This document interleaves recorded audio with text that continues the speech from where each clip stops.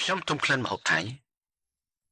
ចាំសិនលោកគឺខ្ញុំសប្តាហ៍នេះខ្ញុំហ្នឹងបើឲ្យទូរស័ព្ទរបស់លោកខូចណាលោកទេពេលស្ដាប់ទេនេះខ្ញុំលោកស្ដាប់ខ្ញុំទេ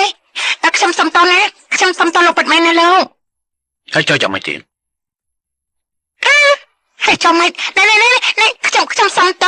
ហើយខ្ញុំក៏សោកស្ដាយនេះខ្ញុំចេញថ្លៃខូចខាតឲ្យលោកវិញណាលោកយល់ទេមិនចាំបាច់ទេ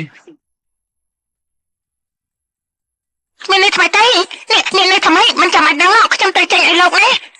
ឬមួយក៏ឲ្យខ្ញុំនេះជួសជុលឬមួយក៏ឲ្យខ្ញុំនេះទៅទិញទូរស័ព្ទថ្មីលោកតើលោកយល់ទេប្រែថាកុំមកពាក្យប៉ុនខ្ញុំ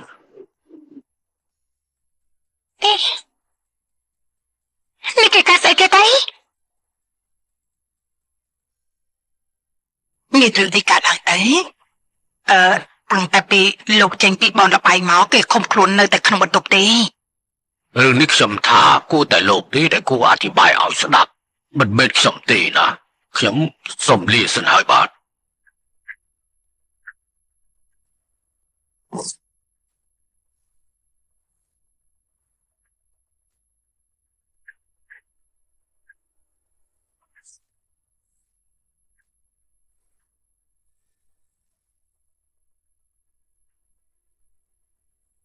ឈិតឈំ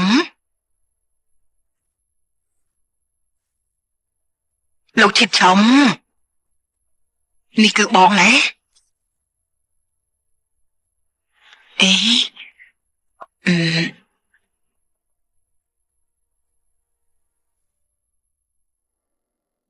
ឬមួយ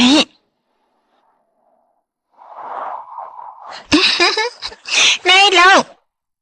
អត់ខ្ញុំទិញទូរស័ព្ទថ្មីឲ្យលោកទេខ្ញុំថាស៊ីមរបស់លោកនេះគួរតែប្រើបានជាមួយនឹងគ្រឿងថ្មីហើយ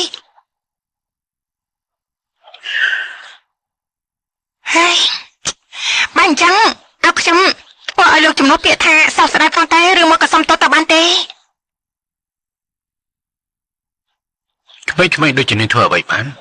លាដៃសុំតែលុយប៉ាម៉ាក់មែនទេក៏ត្រូវហើយតែខ្ញុំជាកូនសេដ្ឋីខ្ញុំមានបញ្ញាទិញទូរស័ព្ទថ្មីឲ្យលោកប្រើដល់យើងមិនចាំបាច់សងគ្នាជាតិក្រោយទេណា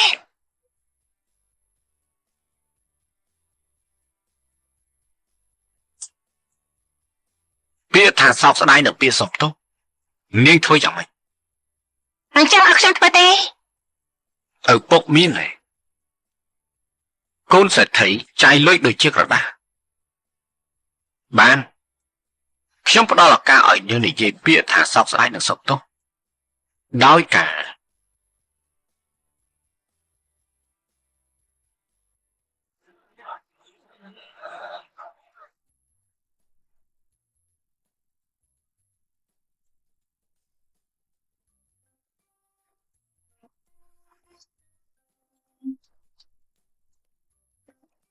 មិនក្រេតអ៊ីនខ្ញុំ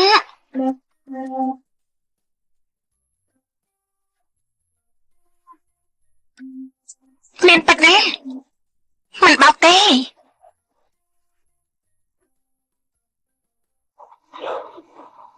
ហើយឈប់ស្អីគេទៀតហើយ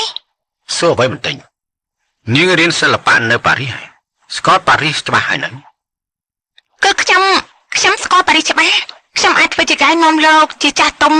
ឬក៏កូនចៅរបស់លោកនឹងដើរលេងនៅឯប៉ារីសបានមិនបង្វែងទេតែមិនគួរជឿ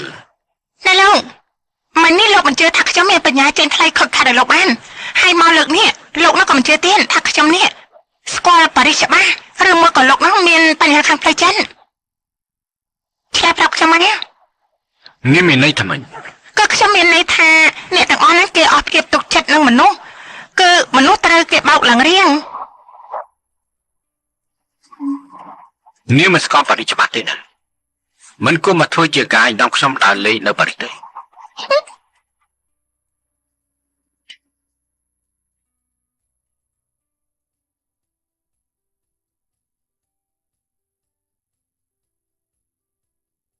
នេះគឺទួលអ៊ីហ្វាសាងឡើងនៅឆ្នាំ2432ហើយស្ថាបនិកឈ្មោះ Costa IT Pol ដោយមានកម្ពស់ទាំងអស់គឺ344ម៉ែត្រគឺប្រើការសាង សង2ឆ្នាំ5ថ្ងៃហើយកន្លែងនេះគឺសាងឡើងដើម្បីឆ្លងគ្រប់100ឆ្នាំប្រទេសបារាំងនេះគឺប៉ារីស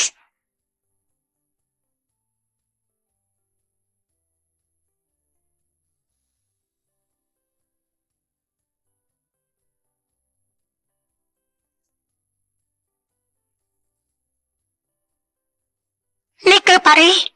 ក្រុមពន្លឺភ្លឺស្រស់ស្អាតនិងចាប់បំផុតមួយរបស់អឺរ៉ុបនឹងជាមណ្ឌលកណ្ដាលសេដ្ឋកិច្ចការសិក្សានយោបាយវិទ្យាសាស្ត្រហើយនិងសិល្បៈហើយនិងការបង្ហាញម៉ូដហើយក៏មានឈ្មោះថាជាក្រុងរ៉ូមែនទិកបំផុតនៅលើលោក